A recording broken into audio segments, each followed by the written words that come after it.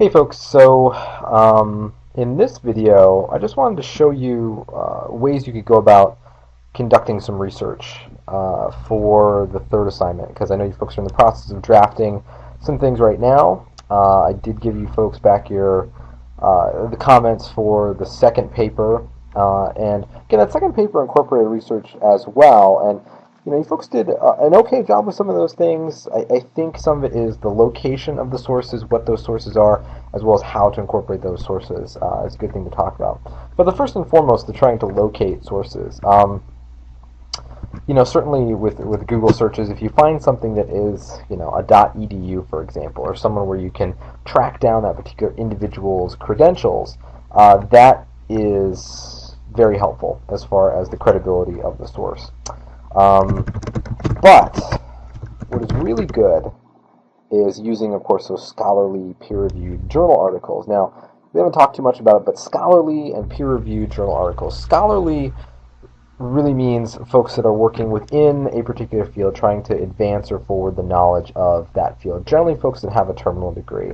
Not always. There's graduate students. There's adjunct individuals that have only attained a certain level of degree. A lot of times though there are PhDs that are working within a certain field. And the peer review is other experts, other individuals within that field that review that particular submission, that manuscript that somebody turns into a journal, and offers suggestions for revision certainly, and edits and those kinds of things, but also kind of gives it the yay or the nay, right? That this is something that is advancing knowledge in the field. This is something that definitely others need to read and see. So let's go through this a little bit here. So we've got databases. So I just typed in endicott.edu/library. Took me to the library site here. Let's click on the search library databases. And there's a lot of databases that are here that certainly will be helpful. Let's just go to one, which I think is a good one. It's the primary one you folks might use for a lot of your classes. It's called EBSCO. So you can see the link to it right there if we click on that. And if you're from a remote location, such as I am right now, you have to put in your credentials. So it would be your Endicott email and then whatever password you have for your email, I believe. I'll just see here in a second. Hopefully that'll work. One of the biggest things with searching databases is the search terms that you use. But here you can see we've logged into EBSCO, and we've got all these other databases. Now EBSCO kind of acts as a hub, right? It's a host where all these other databases operate under. And so you've got ones like Academic Search Premier, Communication and Mass Media Complete, etc. So some of these might be useful, some of them might not be. And let's just say that the topic for your persuasive essay, for the inventing arguments essay, is video games and violence among youth. Okay, and maybe your thesis is that the prevalence of or usage of violent video games among youth will lead to violent behavior in adulthood. Maybe that's your thesis, and your essay is trying to prove that particular point, that particular thesis, okay? So you need some things to support that, right? You need some other information. So here, we're going to go through some of the databases. Now, some of these things might be relevant, some might not be, right? Business Source Complete, if that was our topic, video game violence, might not be. This particular one, Nursing Journals, Allied Health, maybe, but we're focusing more on the communication stuff. So Academic Search Premier, a good one to look through. Communication, Mass Media, that's a good one. Econ, education resource. We're really just trying to limit our search a little bit and see what it is we come up with. Eric sources, maybe not. Green file, maybe not. Health, maybe not. But of course, we're talking about mental health. But there is, down here, to get past all of these, psych articles. So psychology and sociology journals. Databases might be really good, so we can see here. Psych articles is a good one, so we'll leave that one checked. And the SOCINdex one will leave checked, okay? So we've unchecked a bunch of boxes, trying to really limit the journals and the databases that are being looked in for this, okay? So we've got that, so that's the first order of business, right? We choose EBSCO from our library databases, and we check off some of those boxes. So now it brings us to the actual search terms, okay? So what if we did something that's just video games and violence? And we just hit search and just see what comes up. Okay. Now if you look over here, we've got 1,150 results. That's a lot to go through. Okay. We can refine that a little bit though. Okay, so we refined it a little bit by only looking in certain databases, but we can refine that even more by looking in just academic journals, so we'll click on that. Okay, we'll click update. We'll see what that does. Okay, limits it to 468. So that narrows it down a little bit, which is really good. Okay. Now I mentioned scholarly and peer-reviewed. So are they peer-reviewed journals? Other experts in the field have said, okay, this work is deemed worthy. It's advancing knowledge in the field. Okay, we could check that, and let's see what that does. We do update. Brings us to 448. Still a few more. That's good. Let's do this full text. Okay. The library has lots of journals that are available electronically, which is fantastic. You know, it might be easier for you to access those because this is an online class. You might not be able to get on campus. If there's print versions of things or to have things sent to the library and then you pick them up, it might be tricky. So you might want to just look at full text, okay? So we're just getting the full text articles, things that are available in a format that you can download and view on your computer. Let's click update for that and let's see what happens.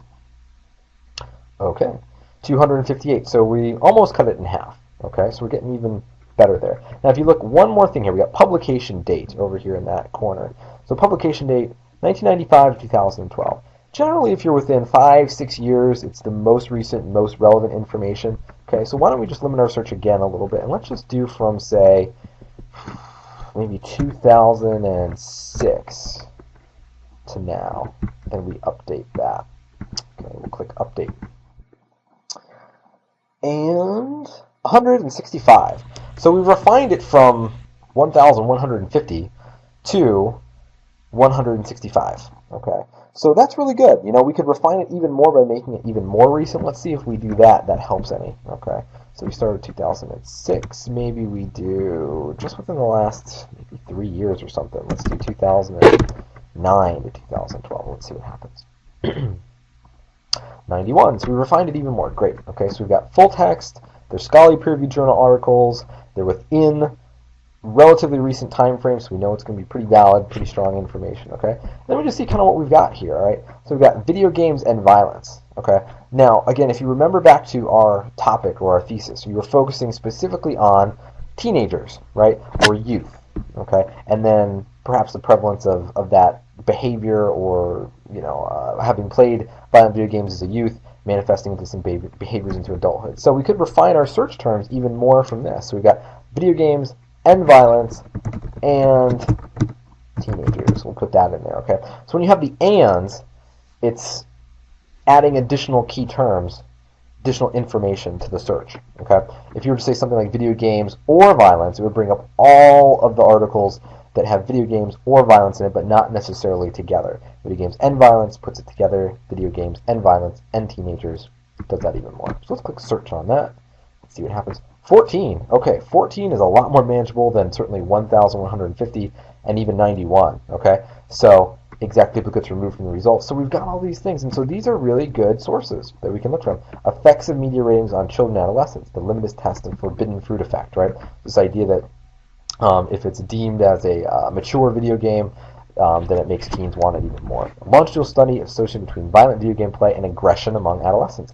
That might be a really good one, certainly for that topic that we were talking about, the correlation between playing video games and behavior. Okay. Tips for parents, video games in your children, video games in youth violence, perspective analysis in adolescents. That might be a good one. Recurrent issues in efforts to prevent homicidal youth violence in schools, expert opinions. There's going to be something about their video games in there. The effects of violent video games on adolescent aggression and behavior through a perspective of social learning. So we've got some really good ones here. So again, full text. Let's say we wanted to go to that one. You can see it says PDF full text. If you were to click on that, it would open it up here, and you can actually just read it right there on your screen. You can download it right from here. You can save it. You can print it. You can email it to yourself. You can do all of those things with it as well. So I just wanted to show you folks how when you're going about doing the rhetorical analysis, doing your revisions for that, and certainly when you're doing the persuasive essay that's going to be due for this Wednesday, right, and we need some of these kinds of sources in there, that's how you go about doing the searches, right? So you try to make it as refined as you possibly can so you have a manageable amount of sources that you can utilize and read through and do all those kinds of things, okay? So, any questions, comments, concerns, as usual, feel free to contact me and let me know, okay? Thank you so much, folks.